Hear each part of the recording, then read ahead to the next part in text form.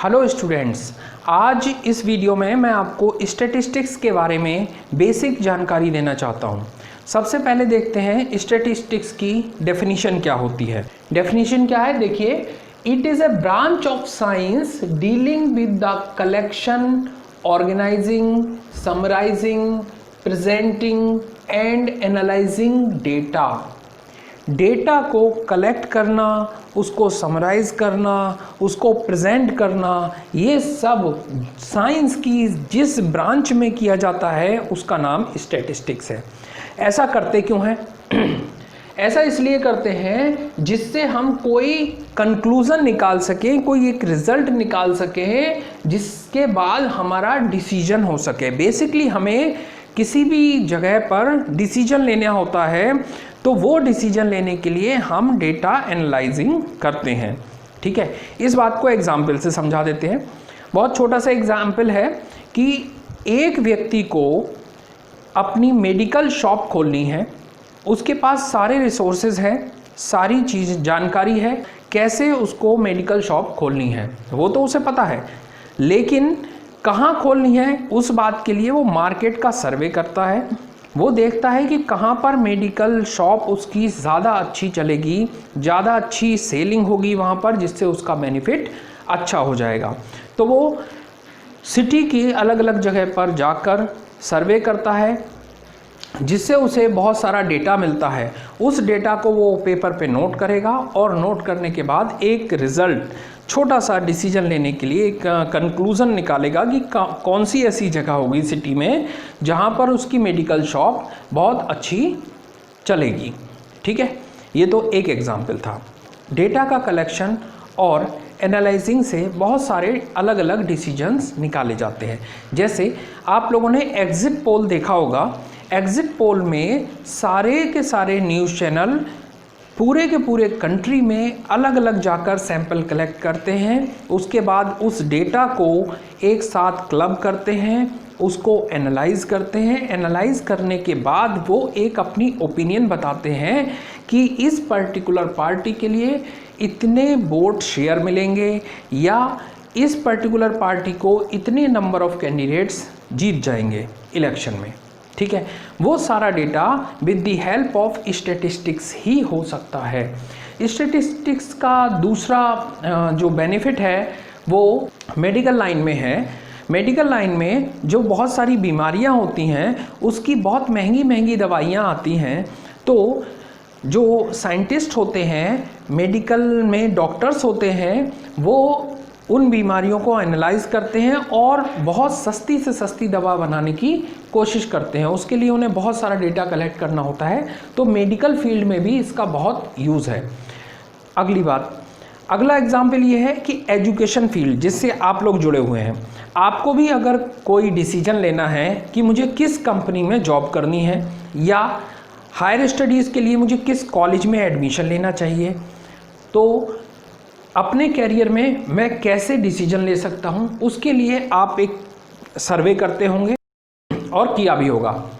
आपने कॉलेजों को सेलेक्ट किया होगा कि ये कॉलेज हैं, वहाँ पर फीस स्ट्रक्चर क्या है, वहाँ पर प्लेसमेंट फैसिलिटी कैसी है, वहाँ पर अपने कैरियर से जुड़े हुए आप बहुत सारे पैरामीटर्स को चेक करते हैं। चेक करने के बाद ही आप डिसीजन लेते हैं कि किसी भी कॉलेज में एडमिशन लिया जाए या ना लिया जाए। या किसी कंपनी में जॉब करने के लिए आप ये देखते हैं कि उस कंपनी का टर्नओवर कितना है, क्या वो आपको लॉन्ग टर्म के लिए सर्विसेज आपकी ले सकती है या नहीं ले सकती है, कंपनी कहीं फ्रॉड तो नहीं कर रही है। बहुत सारी एनालिसिस करने के बाद तब आप उस कंपनी में ज्वाइन करते हैं, क्योंकि उस कंपनी में जॉब करके आपका कैरियर जुड़ जाता है। ठीक है, ये तो थे वो एग्जाम्पल जिनसे ये पता लगा कि स्टैटिस्टिक्स बहुत सारी जगह पर यूज़ होती है।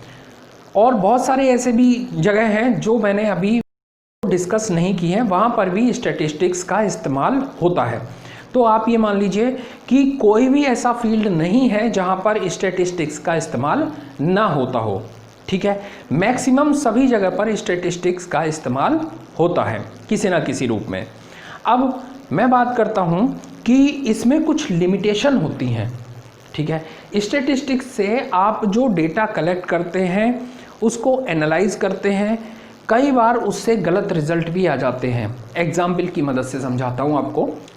फर्स्ट एग्जाम्पल, मुझे अपना एक ऑपरेशन कराना है, ठीक है, छोटा सा ऑपरेशन है, और उसमें मुझे अपने आप को सरवाइव भी करना है। तो मुझे पूरे सिटी के जितने भी अच्छे अच्छे डॉक्टर्स हैं मैंने सबको चेक किया। चेक करने के बाद मुझे पता लगा कि एक डॉक्टर ऐसे हैं जिनके यहाँ 4 पेशेंट की डेथ हो चुकी है, दूसरे डॉक्टर ऐसे हैं जिनके यहाँ 20 पेशेंट की डेथ हो चुकी है। ये मुझे जानकारी मिल गई। अब ये इनिशियल फेज था, फर्स्ट इन्फॉर्मेशन थी हमारे पास। इस फर्स्ट इन्फॉर्मेशन के बेसिस पे हमें ये लग रहा है कि जो सेकंड डॉक्टर है जिसके यहाँ 4 डेथ हुई हैं, उस डॉक्टर से ऑपरेशन कराना ज़्यादा बेनिफिशियल है। उसके बाद हमने जब और दोबारा एनालिसिस किया तो हमने कहा नंबर ऑफ ऑपरेशंस इन्होंने कितने किए हैं, तो पता लगा जिसके यहाँ 20 डेथ हुई हैं उस डॉक्टर ने अप्रॉक्सीमेटली 200 ऑपरेशंस किए हैं, और जिसके यहाँ 4 डेथ हुई हैं उन डॉक्टर ने केवल 5 पेशेंट का ऑपरेशन किया है।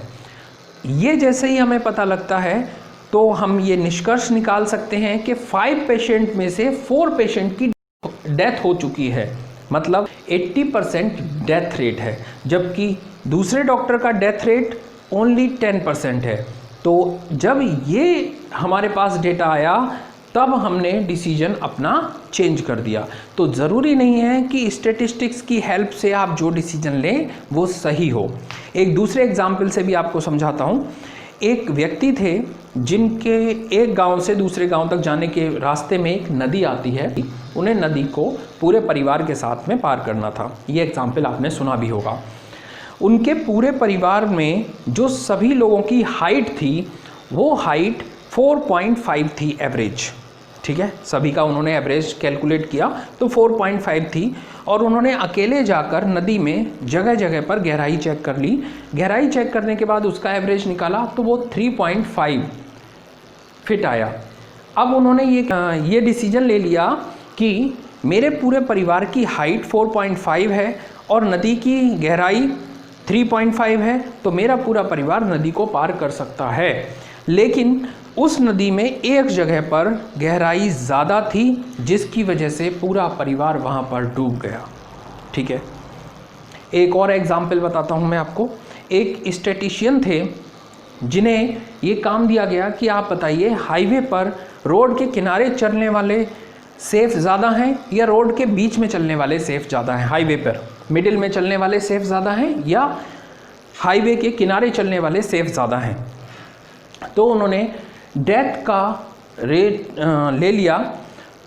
उन्होंने देखा डेटा कलेक्ट करने के बाद कि मिडिल में चलने वाले 5% की डेथ होती है एक दिन में, और रोड के किनारे चलने वाले 100% की डेथ एक दिन में होती है, ठीक है। तो उससे उन्होंने कैलकुलेशन कर ली और रिज़ल्ट बता दिया कि रोड के मिडिल में चलना ज़्यादा सेफ है, क्योंकि डेथ के हिसाब से रोड के किनारे चलेंगे तो 100% की डेथ हो चुकी है वहाँ। यहाँ पर उन्होंने वही गलती की जो पहले एग्जाम्पल में फर्स्ट डेटा के साथ की गई थी। रोड के किनारे चलने वाले नंबर ऑफ पर्सन्स को कैलकुलेट उन्होंने नहीं किया, वो डेटा उन्होंने कलेक्ट नहीं किया, जिससे उनका डिसीजन 100% गलत हो गया। और ये आपको भी पता है रोड के मिडिल में चलने से एक्सीडेंट ज़्यादा होते हैं, डेथ ज़्यादा होती हैं, ठीक है। तो ये कुछ जानकारी थी स्टैटिस्टिक्स के बारे में। अगली वीडियो में मैं आपको सिखाऊंगा डेटा को क्लासीफाई कैसे करते हैं और डेटा का टेबुलेशन कैसे करते हैं, ठीक है। इस वीडियो में बताई गई सारी बातें आपने ध्यान से सुनी होंगी और उम्मीद करता हूँ आपको समझ में भी आई होंगी। Thank you.